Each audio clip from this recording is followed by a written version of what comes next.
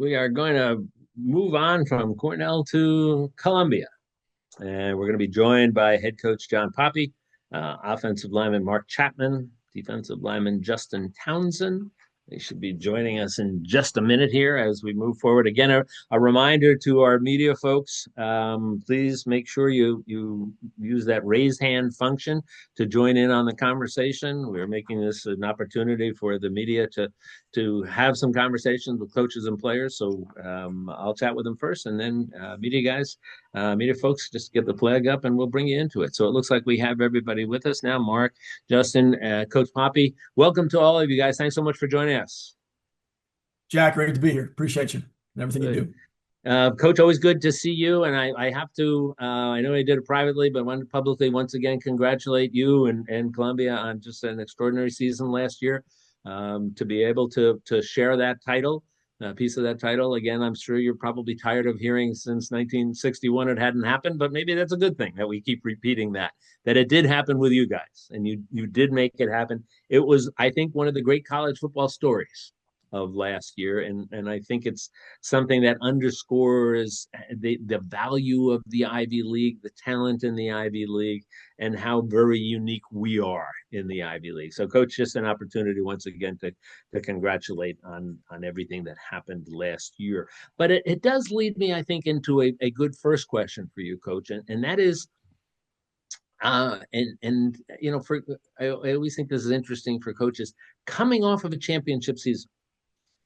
Does it change the way you prepare? Does it change your conversations with your team members? Does it have any impact at all moving forward, or is it just kind of in the rearview mirror? It has an impact because it creates a hunger, right? It's a Yeah. hunger with success. And, with us now having that announcement of playoffs, right? FCS playoffs, it's a big topic for the Ivy League right now. There's obviously playing for more. There's no predefined number of games for our student athletes. Now we can play beyond 40 games in your career. So there's enough newness, enough evolution to the Ivy League football season in 2025 that it was easy to move on for our young people and the guys that are going to suit up and coach for this 2025 team. Yeah.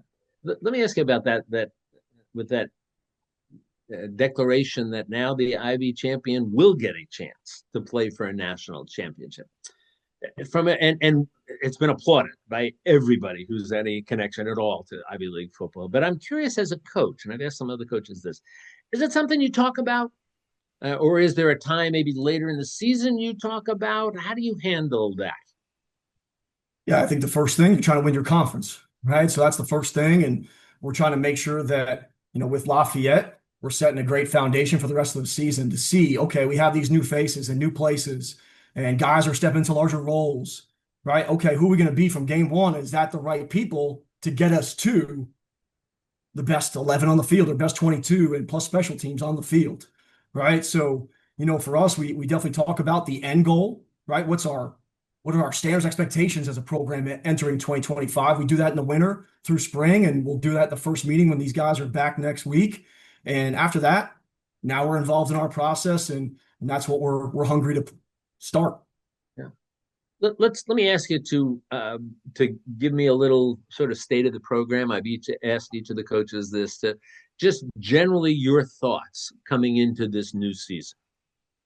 Yeah, we got great leadership, right? I've seen two guys here today that are returning all Ivy players, and our whole staff is coming back on the field, off the field. So I think that's awesome when you have a championship season and your program is resistant to change at least a little bit in terms of the faces and voices. And that, I think, is a testament to how we're doing things, because guys definitely had opportunities to do other things or same things in different places.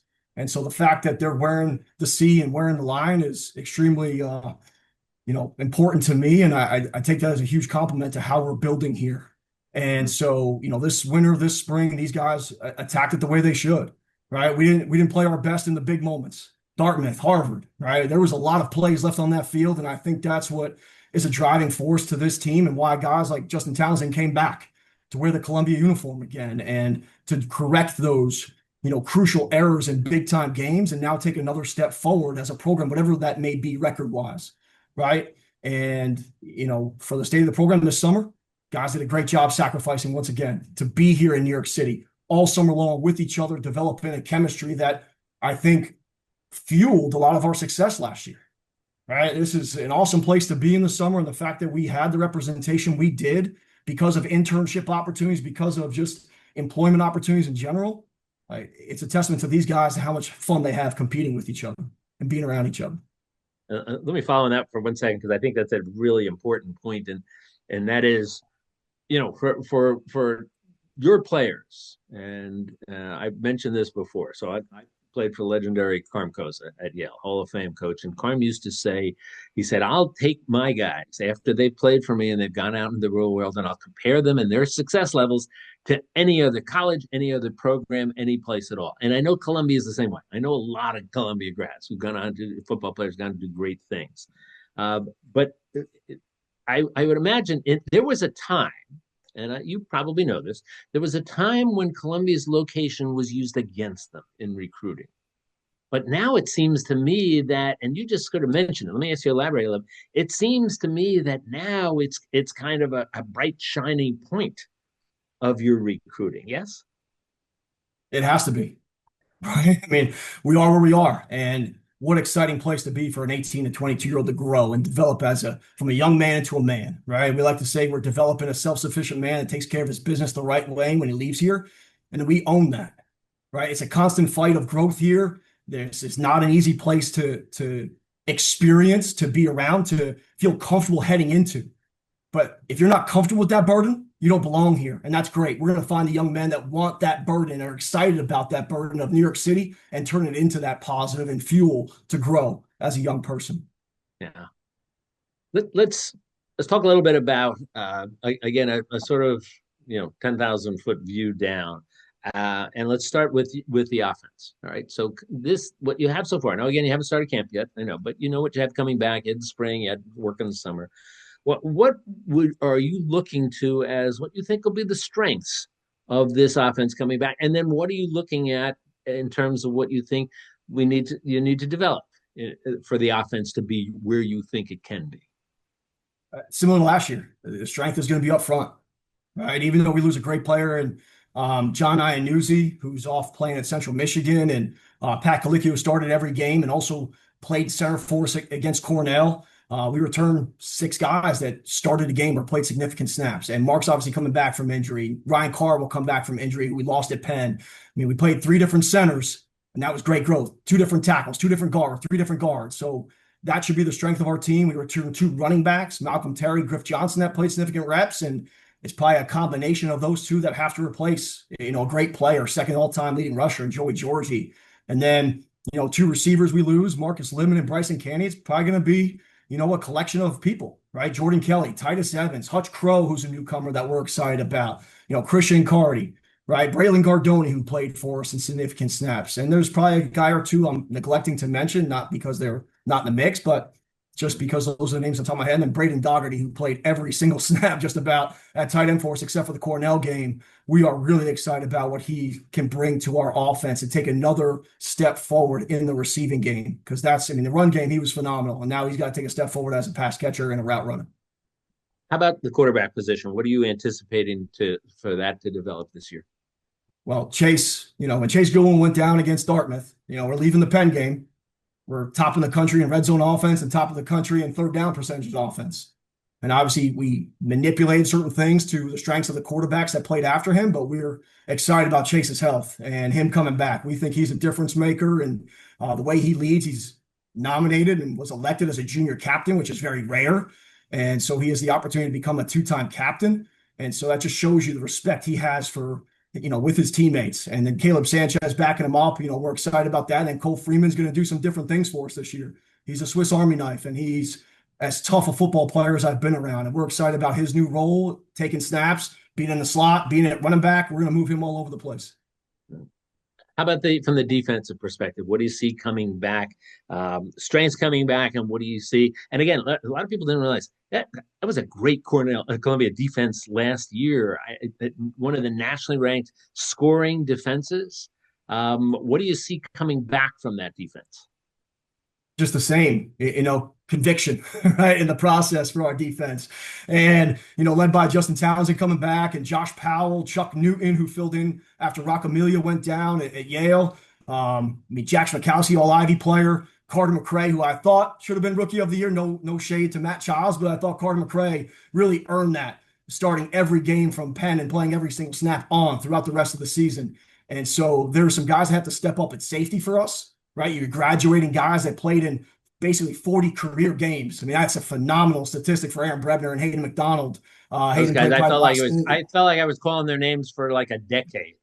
Those guys at the back end of that defense. I think Eric Fried, our play-by-play guy, said, I think they're having Social Security checks sent to them in New York And we're, City at this stage. But that's a we're lot of excited talent to about Hayden. lose. Yeah, yeah. Hayden's going to play at Nevada, and there's young guys behind that. I think the best thing for those young people coming in the program, they get to see two awesome human beings do it the right way and so successfully that there's something ingrained in these young guys coming in to fill those shoes in a major way. Yeah. Let me bring in Mark and Justin in the conversation. Mark, talk about the idea of getting to come back and play, and why that, because there are other guys who might say, you know what, I can move on. It's time to do something different, either someplace different or a move into my next stage of life here. Why was it important for you to come back? Mark, you with us? Sorry, is that a question for me or Justin? Because Justin's the one who's doing the fifth year. Yeah, I'm sorry. I'm looking at you and I'm saying, Mark. All good. Yeah, Justin, jump in on that. Yeah, I mean, there's no place I'd rather be. Playing for Columbia football, it's an opportunity that is endless and it's phenomenal. And once I had the ability to come back, it's like that's where my goals were set on finding and striving and taking every opportunity that I had to be back and to be able to lead and help this team and, get this program to reach the goals that we set for ourselves every single season. I'm when you're looking at, there's an expression that I remember, and I've seen it attributed to Peyton Manning, but I'm sure it's every college coach and maybe even high school Pop Warner coach has said, essentially, if you're not getting better every day, you're kind of getting worse. All right. So we look at this Columbia defense that we talked about. Nationally ranked defense last year.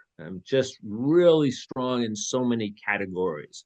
So coming back to it, Justin, what do you say to your teammates? How do you make sure that you guys are as good as you were last year, going to hopefully get better this year? I mean, yeah, that starts up top with Coach Stovall. He's the best coordinator in the country, and it's about our culture. Like Coach Poppy said, it's conviction. Every day we're striving to have consistent execution from the 11 guys on the field. And we've seen and been a part of defenses that have been nationally ranked and have been, and had success. And for us, it's just every day showing, iron sharpens iron. It's just competing every day and driving and just having each other and pushing each other and knowing what it takes. And for us, it's our foundation and our culture. It's set by Coach Stovall and it's brought out by every position coach that we have, and we know what we need to do to achieve the goals that we set out for ourselves. Mark, how about you from the offensive perspective? All right, we talked about how the season went on, some big wins, clearly, getting past some significant injuries. So looking at coming into this season, what do you see as the strengths of this offensive team? I mean, I gotta agree with Coach Poppy. I gotta think the big boys up front are gonna carry us. What a surprise that you, as one of the big boys, says I think it's the big boys, exactly, big boy football that's going to carry us here, right? Yeah, and even with Joey and Bryson leaving, two great players with us, I think a lot of guys are ready to step up. And we had basically our whole offense here this summer, getting work in, running plays and stuff like that. And we have another year now under our belt running this offense. So I think, a lot of great things ahead of us. We left a lot on the field. Definitely weren't happy with, a lot of our performances. Even though we improved so much year over year, I think we got a lot of good progress for sure. Let me ask you, Mark, to give me a scouting report on Justin's defense. All right. Now, you guys, literally and figuratively are banging every single day, 7-on-7s, full team drills. If you were putting together a scouting report for Columbia's defense coming into this season, what would you be highlighting? First thing is you got to know that Coach Stovall is the best defensive coordinator in the country. So he's going to scheme up some crazy stuff. He's going to be prepared. He's going to know what the offense is going to run before we even call the play in. And then, starting with the D line, those guys are hungry. They're a bunch of bullies for sure. They're mean. They're ready to go. Our linebackers are in the same boat. Big guys like coming downhill. They like hitting people. And our DBs, they're young, but they're definitely hungry, and they're ready to work. Yeah. If I ask then Justin, you to do the same thing, give me a scouting report on these guys. Yeah, I mean, like we said before, our strength is up front, and I feel every day in practice like we're going against the best O line that we're going to face all year long. So it's just every day it's going to be a physical battle, and that's what we need. That's what's going to build this team and take us to where we need to go. So offensively, like if you're going against our offense, it's going to be physical, and that up front they're going to get after you. And then beyond that, like we have multiple quarterbacks who came back and started games for us, and skill-wise, multiple running backs and receivers who have all played significant snaps. So it's just going to start up front and going on from there. It's going to be a physical game. Yeah. Coach, let me come back to you. And I want to ask you two quick questions. One of the things that I think is oftentimes a problem, I think, in the past for Ivy League teams. I don't see it now. And that is the ability to have not just depth, but quality depth. A guy who can step up and you're not missing a beat or not much of a beat. Or are you there now where you wanted to be in Cornell in terms of quality depth of Columbia? I'm sorry. Yeah, I mean, I love the people we have in the program right now.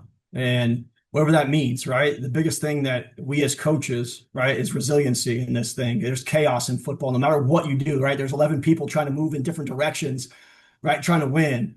And so whether it's, player A or player B, the object is to play great football. And that's our job as coaches to make sure we're not putting guys in positions they can't be successful and help the team win. And that might sound cliche, but Dick Vermeil said it best, right? Trent Green gets hurt. Kurt Warner comes in, we're going to play great football behind Kurt Warner. And that's what I believe here. And it's something that's stuck with me forever, that we trust the young men we have in our program to be ready when their number's called, right? It's never promised, but it's going to happen at some point. Someone's going to go down, and we're anticipating that next guy up to play as good as the next guy, right? As the guy, as starter, so to speak, right? How's Caleb Sanchez help us win the last two games and share an Ivy League title, right? Has Cole Freeman come in as a transfer who doesn't have the same opportunity with spring and winter to build a team and beat Yale, right? Lead a team victory versus Yale. Obviously, the defense had a great game and other things occurred in that game, but still the quarterback is the premier position. We had 3 different ones win games, lead victory. So I think for us, that resiliency thing is something we wear on our sleeve every single day. Last question for you, Coach. You mentioned this before, and I always find this very interesting. You mentioned the fact that there was no turnover in your coaching staff. Why do you think that's so important to success? It's the same messaging, right? Across the board. We don't have to train a guy on what we're about, what we're trying to build, how we're trying to do things. Although you love the influx of new ideas, right? We love that our staff can go travel and meet with different people, right? You talk to Coach Seitz, who was the first year he's ever called plays. He's got a great extensive background in his coaching portfolio that he can reach out to, starting with Kevin Stefanski at the Browns, and get new trends. And that's what I love about our staff and how young we are, is that we're not set in our ways. We're not pigeonholed to say we believe in this one thing wholeheartedly, and this is what we're going to do because it's what I'm confident in coaching. We're going to continue to grow on offense, defense, and special teams to make sure we're evolving with the game, and again, evolving with the team that we have in our program. Well, once again, I want to congratulate you on what was just a fantastic season last year, proving what I know, Coach. When you and I had this conversation before the season started last year, I could tell how confident you were, and it played out. And as I said, it was great for Columbia. It was great for the Ivy League. It was a great college football story to see what talent and devotion can create on a football team. So congratulations once again on sharing that title. We'll look forward. We'll have you guys on ESPN again this year. So we'll look forward to spending some time with you and seeing how it all plays out. So Mark, Justin, good luck to both of you. Stay healthy. All right, get through the season, Coach. Always a pleasure to chat with you. And again, congratulations last year. I should mention, one of a very select handful of coaches in the history of this storied league to have won or shared a title in their first year, and well deserved for you. So congratulations. Good luck, guys, moving forward. Look forward to seeing you down the road. All right, you all be well. Jack, Thank appreciate you you. likewise. Thank you.